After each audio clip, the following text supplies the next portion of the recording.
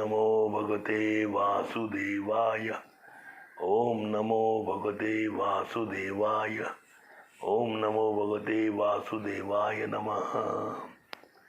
नमस्कार देवियों सज्जनों, मैं आज जो वीडियो बनाने जा रहा हूँ वो कुछ प्रश्न आए हुए हैं हितेश मनोज कुमार का, हरियाणा से। उसने काफ़ी संघर्ष किया है फिल्म लाइन में जाने के लिए, लेकिन उसका कुछ काम नहीं हुआ था।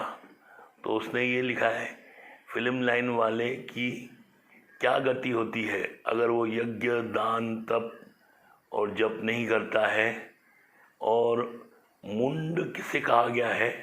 मुंड मनुष्य। तो आप मुझे ये बताइए, क्योंकि मैं कई लोगों से बातचीत किया था तो उन्होंने बताया कि फिल्म लाइन वाले भूत पिशाच बनते हैं। हाँ हितेश मनोज जी, बात ऐसा है कि जो फिल्म लाइन है वो एक कला क्षेत्र है। उस कला के अंतर्गत में जो लोग काम करते हैं, भले वो हिंदू हो मुसलमान हो कोई भी हो, तो सबकी गति एक जैसी होती है।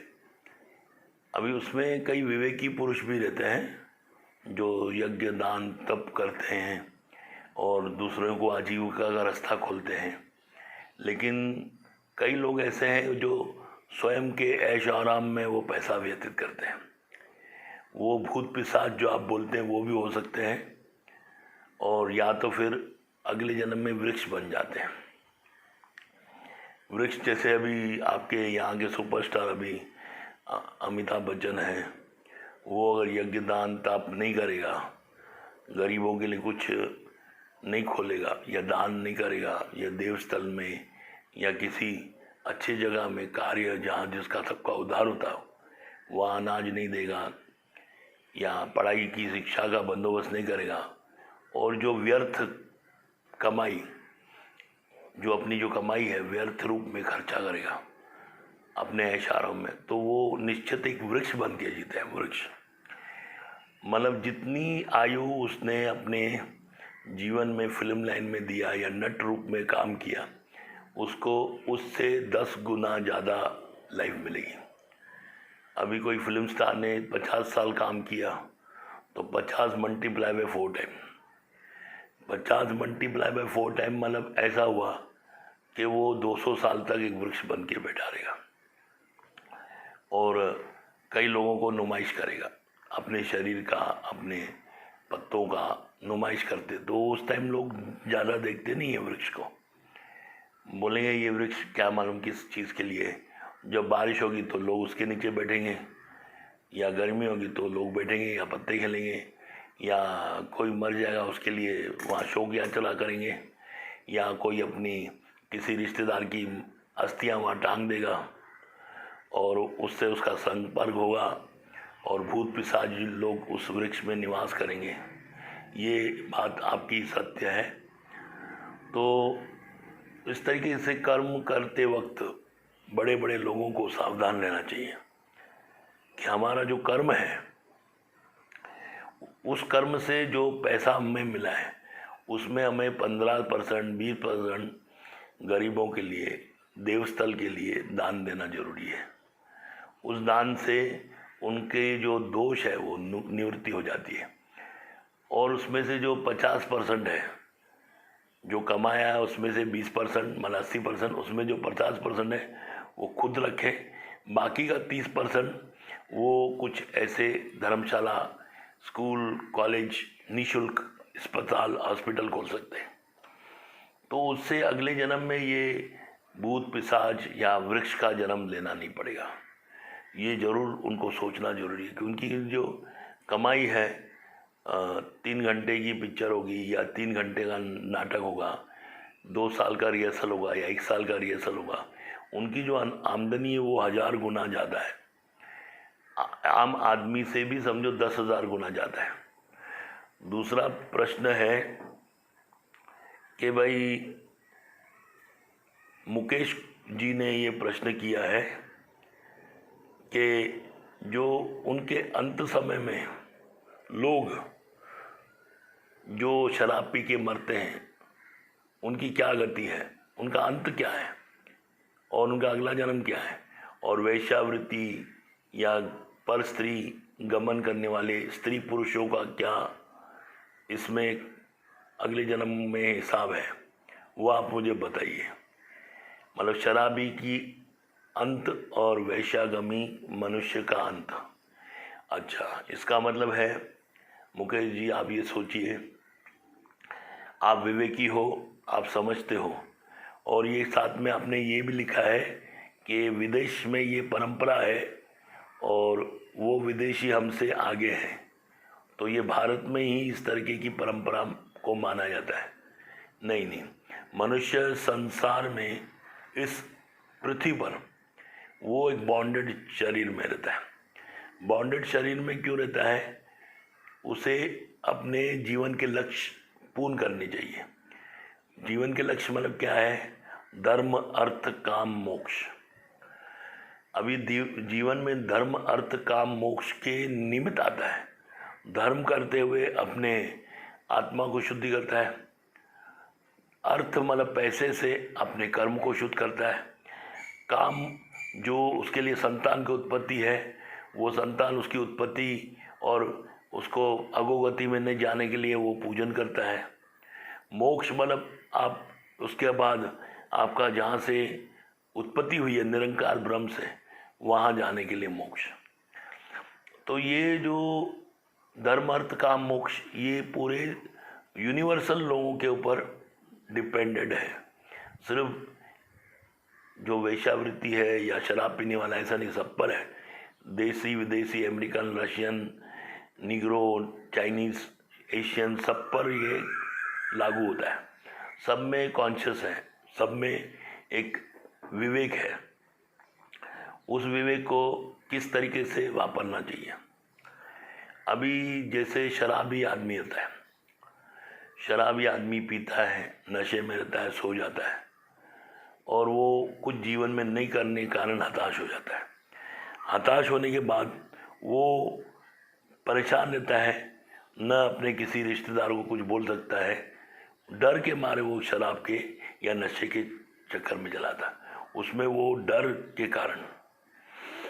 और वैश्यावृत्ति का एक आदमी रहता है जो मन में अलग तरह की उत्तेजना रहती है, उसे वो आकर्षित होता है हर चीज़ से, सुंदरता से, पक्षियों से, स्त्रियों से।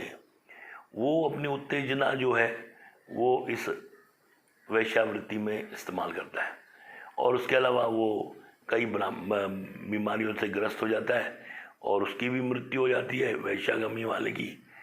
जैसा अजामिल था, एक विद्वान पंडित था, ब्राह्मण था, तो उसकी जंगल में दुष्व्यवहार करते हुए स्त्री पुरुष को देखा और उसका पतन हो गया। वो भी अगले जन्म में फिर पिशाच बन गया, वैश्याओं ने उसकी हत्या कर दी। तो ऐसे उदाहरण शास्त्र में भी मिलते हैं कि वैश्यावृत्ति या शराब या गंदी आदतें हमें पिशाच, भूत योनियों में जन्म लेना पड़ता है। तो अभी उसके निमित्त हमें क्या करना चाहिए? हम अपने दिमाग को, मस्तक को, विवेक को शास्त्र के अनुसार आचरण करना चाहिए। अभी विदेशियों को ये आचरण क्यों नहीं मिला है? क्योंकि उनका जो कल्चर है वहाँ भूत पिशाच तो आम बात है। मैं बीच में देखा था डिस्कवरी में, हंटेड जगह, हंटेड बंगले, हंटेड घर, हंटेड रास्ते, तो वो सब भूत पिशाच बन के ही घूमते हैं, क्योंकि उनके कल्चर जो है वो अमानवता के अनुरूप है।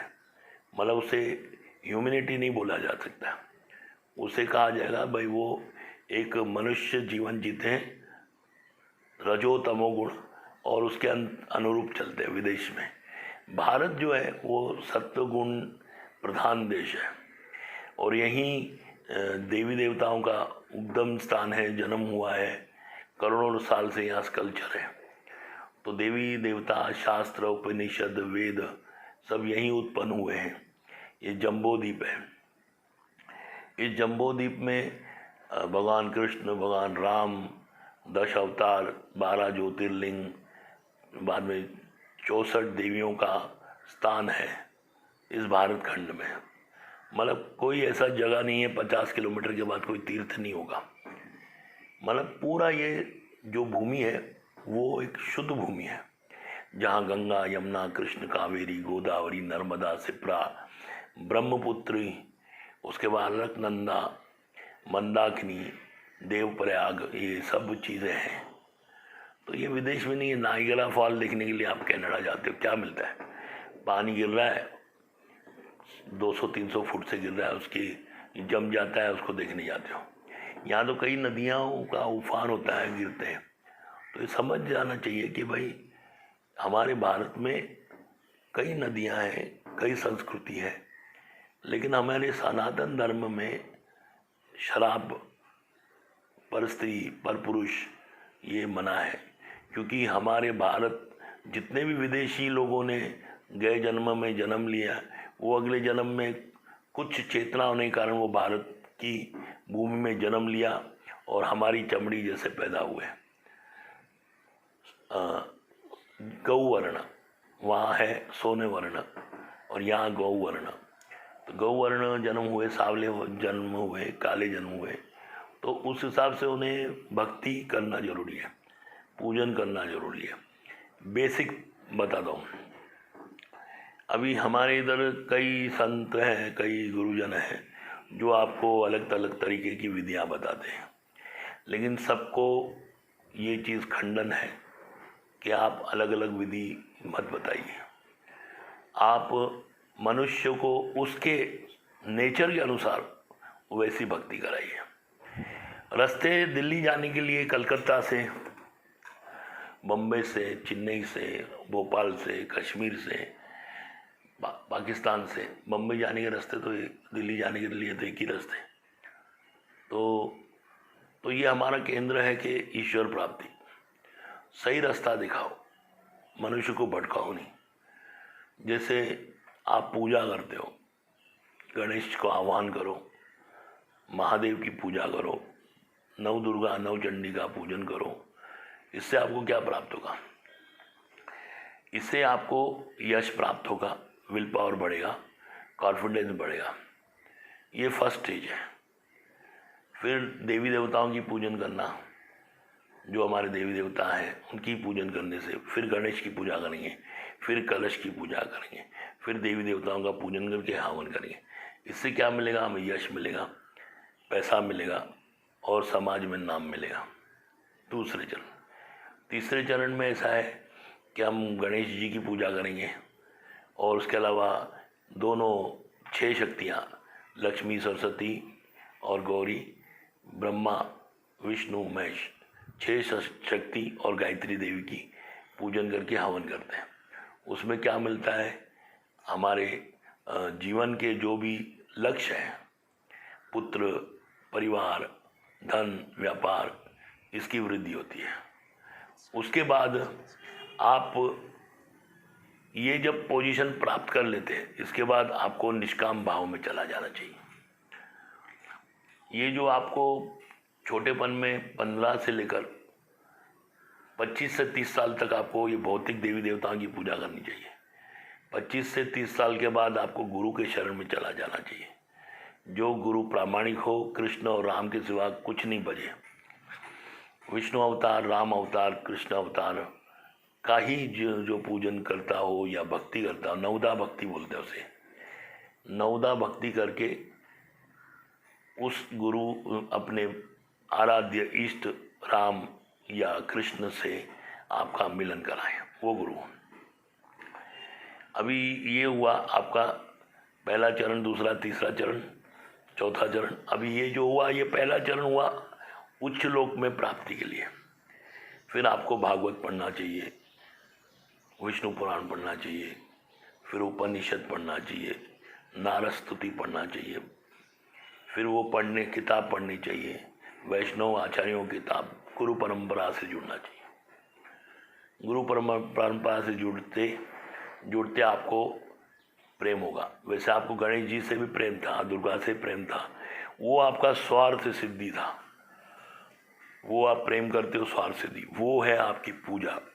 और ये अभी एंट्री होंगे भक्ति में। जब आप भक्ति में एंट्री करोगे उसके बाद आपको गणेश जी की जगह नरसिंह भगवान आएंगे। देखिए गणेश जी, उनका चिन्ह एक गज रूप में है और नरसिंह जो है सिंह रूप में है। तो जो गज है उससे तो श्रेष्ठ है सिंह, मतलब वो आपकी पूर्ण प्रोटेक्शन कर सकता है। नरसिंह जैसे भक्त प्रहलाद को हिरण्यकश्यप से सुरक्षा दिलवाई और उसके वचन को सत्य किया, तो भगवान कण कण में है, हर स्थान निवास करते हैं। तो ये भक्ति है, प्रहलाद महाराज की भक्ति, जिससे भगवान विष्णु ने नरसिंह रूप में प्रवेश किया खंबे में। तो इसी तरीके से हमें भगवान नरसिंह की पूजा करके कृष्ण और बलराम, राम, इनकी पूजा करनी चाहिए। पूजा मतलब भक्ति। इसमें साधन क्या है ये समझ लीजिएगा, इसके लिए मैं अलग वीडियो बनाऊंगा। ये निष्काम भक्ति होती है। गुरु आपको भगवान से वहाँ राम, कृष्ण, शेष, अनंत, इनसे मांगना कुछ नहीं, इन्हें देना है। और उन्हीं देवी देवताओं से आपने 25 साल से लिया। जब आप 25 साल, 26, 30 साल तक लिया, अभी आपको लेना नहीं, आपको देना है। तो आप देंगे क्या?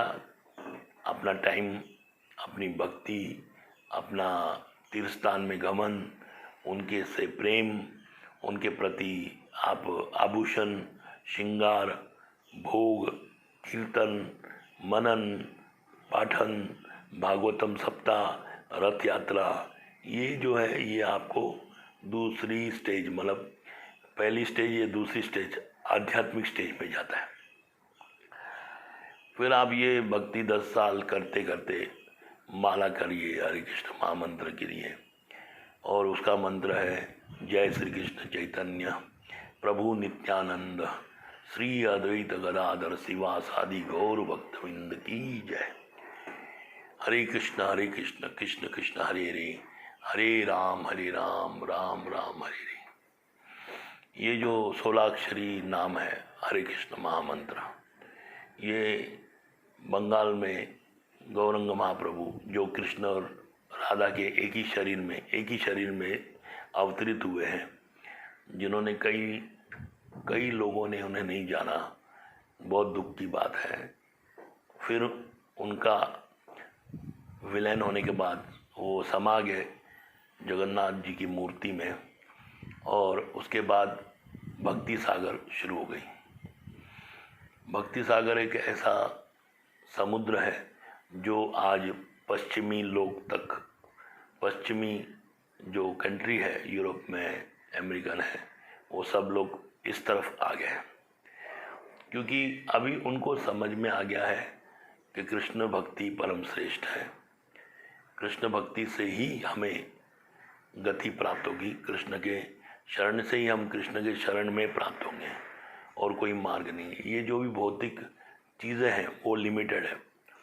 जैसे आप आज किराना ले आते हो, महीने के बाद ख़त्म हो जाता है, तो ये भौतिक देवी देवता से जो आपको मिलेगा वो ख़त्म हो जाएगा, लॉन्ग लास्ट नहीं रहेगा। 10 किलो चावल लाओ, 20 किलो गेहूँ लाओ, आटा लाओ, ये लाओ, तो वो आपका किराना जैसे ख़त्म होता है 1 बाय 1, तो वैसे ये आपकी भक्ति जो आप पूजन करते हो उसका अंत होता है। वो इसी लोक के लिए है, इसी लोक के लिए। लेकिन आपको आध्यात्मिक में उन्नति करनी है।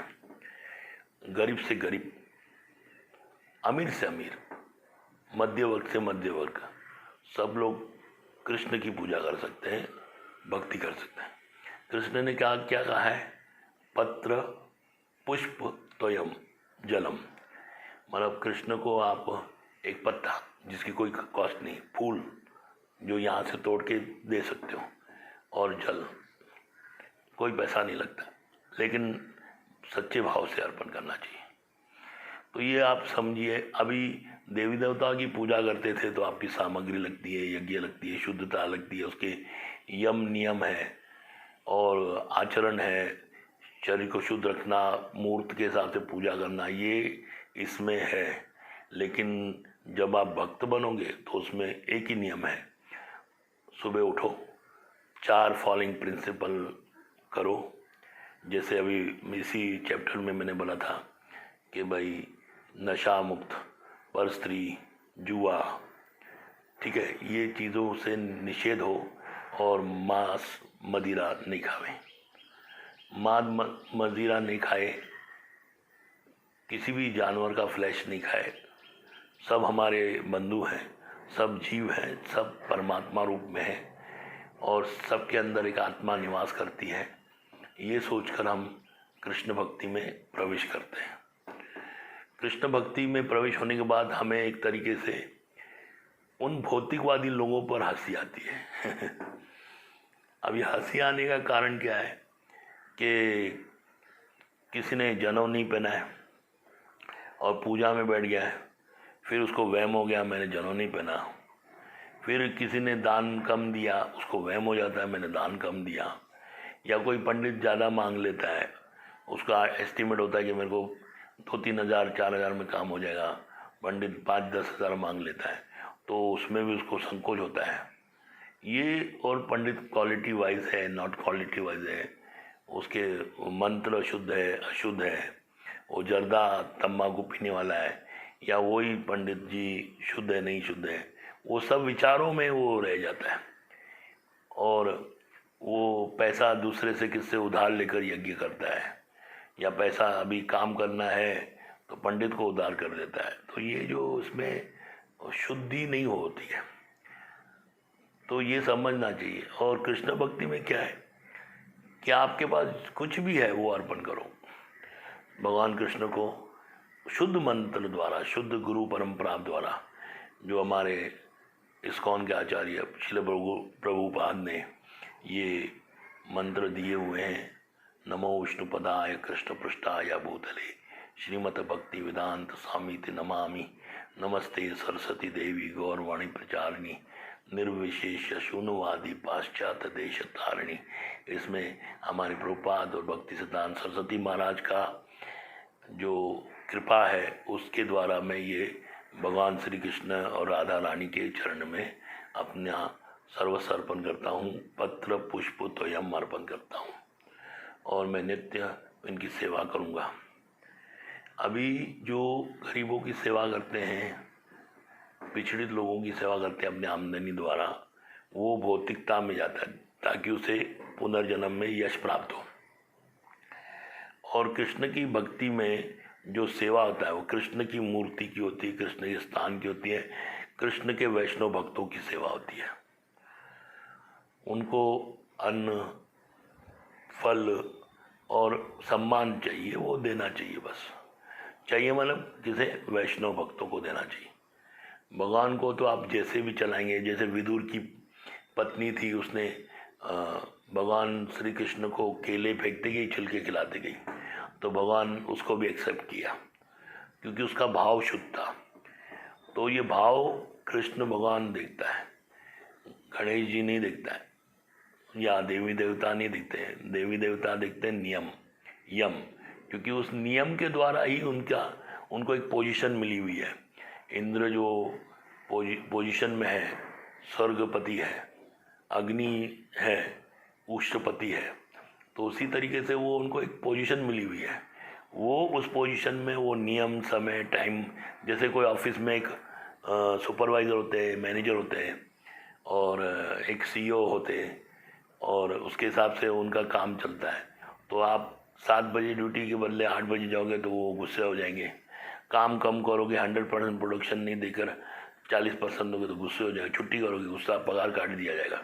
तो वैसे ही ये डेमी गॉड भी इसी तरीके के हैं। सिंपल मैं आपको बता रहा हूँ, लेकिन कृष्ण भक्ति में ये चीज़ नहीं है।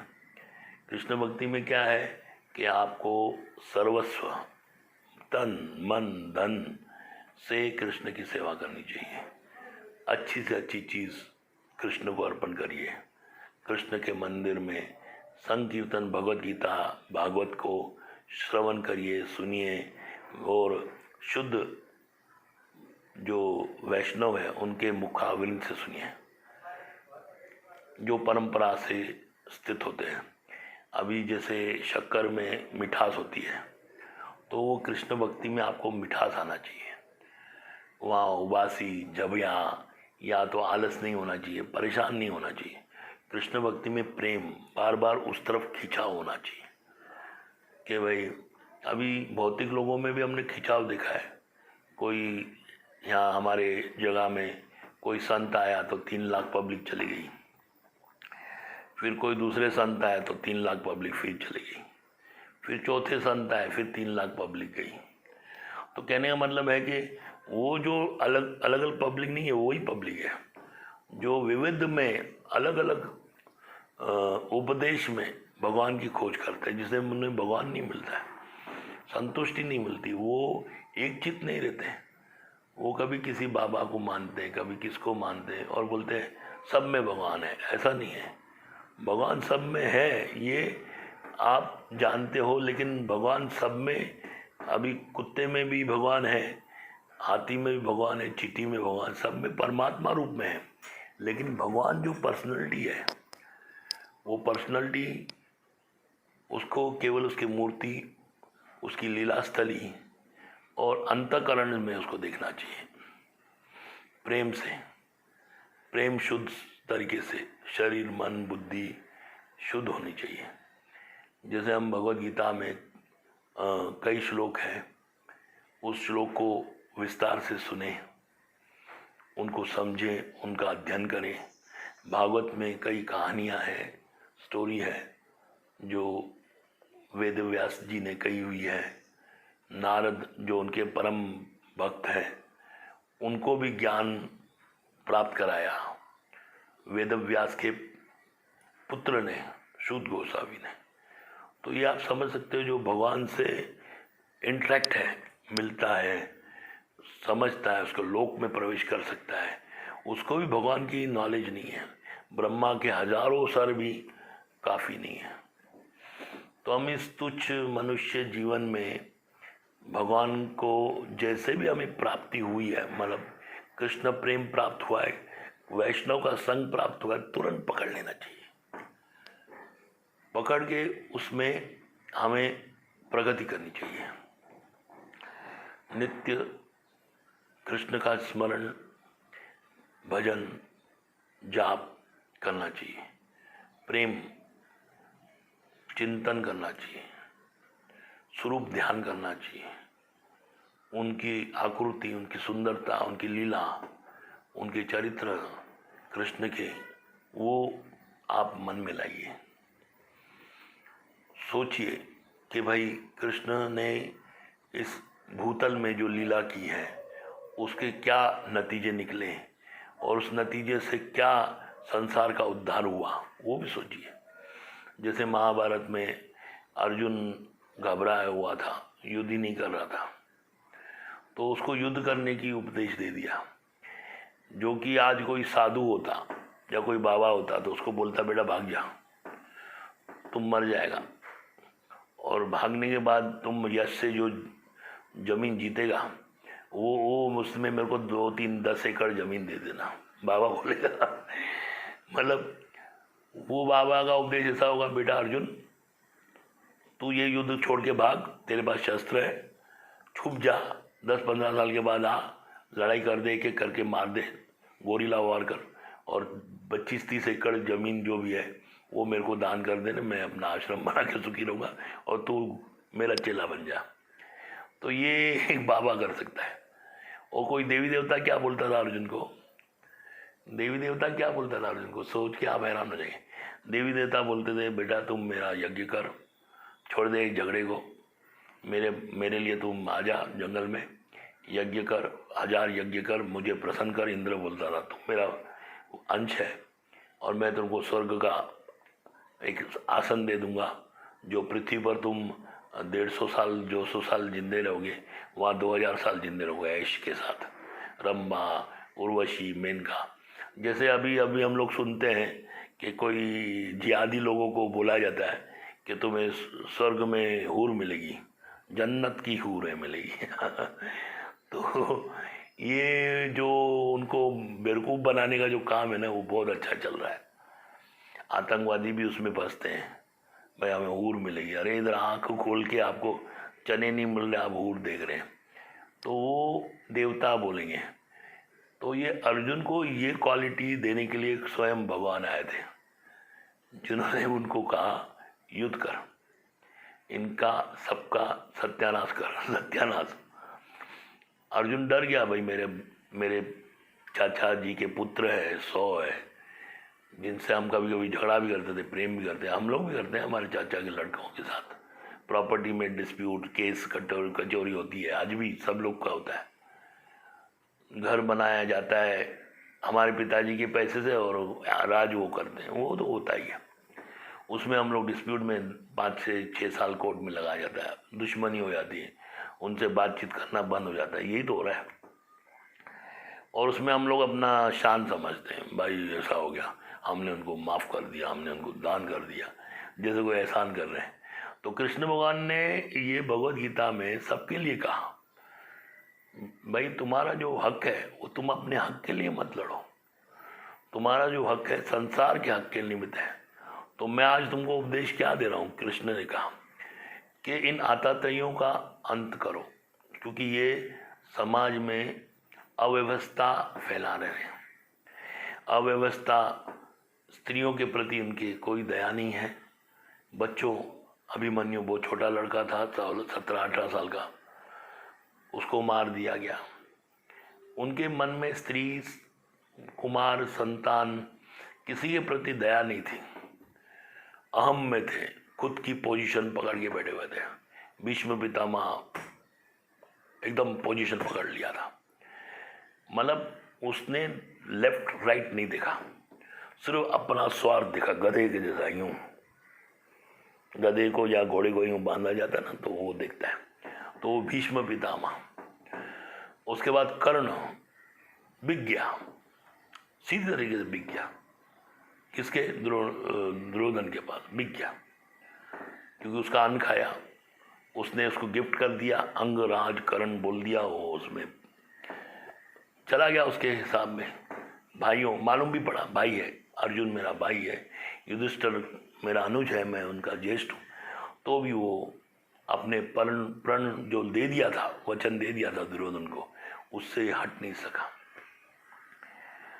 तो ये जो आदमी, जो मनुष्य है ना, वो एक अपने आप को फ्लेक्सिबल करना चाहिए। कृष्ण का बोलने का अर्थ है वो आपको फ्लेक्सिबल करे, वो हर चीज़ को समझे कि भाई ये धर्म है, ये अधर्म है, ये कृष्ण भक्ति में है, ये देव भक्ति में है, देवताओं भक्ति में है, ये राक्षस भक्ति में है, ये अछूत भक्ति में है, इसका हमको रिटर्न मिलेगा।